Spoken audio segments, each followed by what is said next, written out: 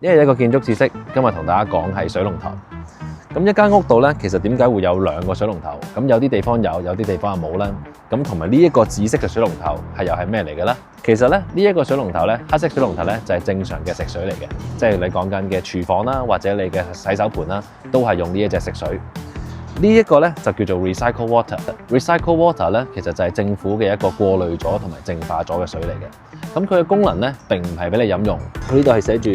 do not drink 嘅，所以佢唔係一個正常可以飲用嘅水，就係可以攞嚟沖廁或者用嚟淋花嘅。咁係咪代表呢個水其實係好污糟咧？並唔係嘅，因為佢雖然唔可以飲用，但係佢係屬於一個叫做 Class A 嘅 recycle water， 即係澳洲入邊咧，佢係屬於一個最高級別嘅過濾水，同你自己屋企收集到嘅雨水，例如 rainwater tank 咧就有分別嘅。咁有呢個 recycle water 咧，會幫助到你間屋嘅 energy rating 提升，亦都可以慳翻你幾千蚊買一個 rainwater tank 嘅 requirement， 你可以隨時隨地可以用到過濾水嚟灌溉啦。我係墨爾本嘅建築顧問Don，記得 follow 我同 Say 仔條片，我會每日話俾你知更多嘅起屋知識。